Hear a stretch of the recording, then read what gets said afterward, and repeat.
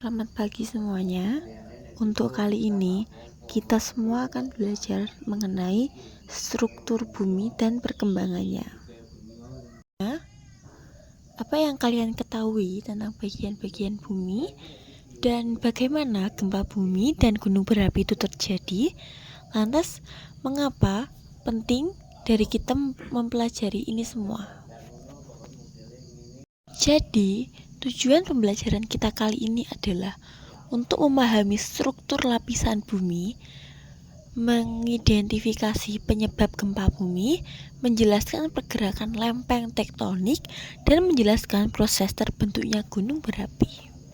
Bumi itu terdiri dari yang paling luar ada kerak bumi, lalu ada mantel bumi, kemudian ada inti luar bumi, dan lapisan paling dalam adalah inti dalam bumi. Bumi itu adalah lapisan paling tipis. Ketebalannya bervariasi antara daratan dan dasar laut.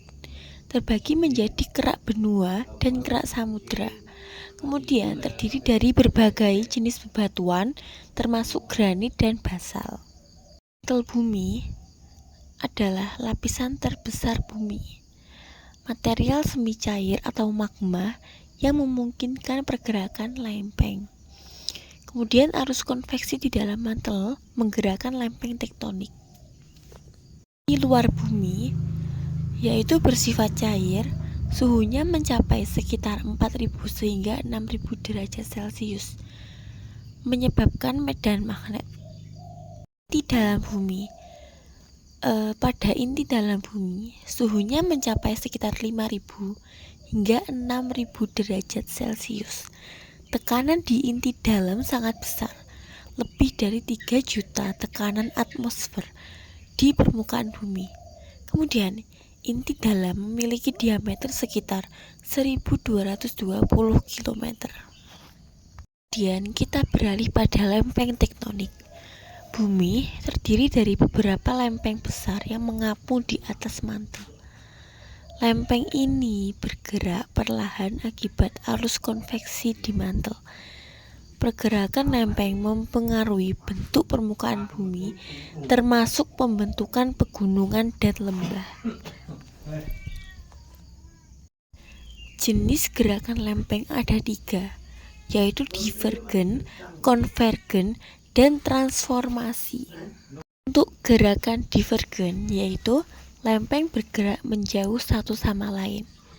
Untuk gerakan konvergen, yaitu lempeng bergerak saling mendekat dan bertabrakan.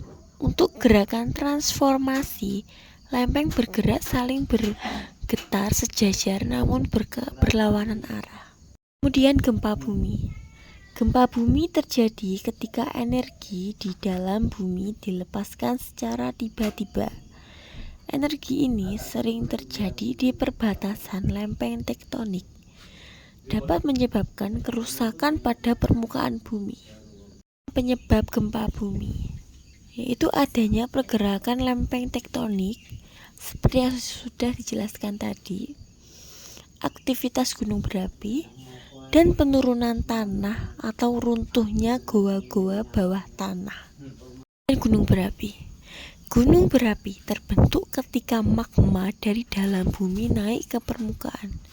Aktivitas vulkanik sering terjadi di zona subduksi, di mana lempeng tadi itu saling bertabrakan.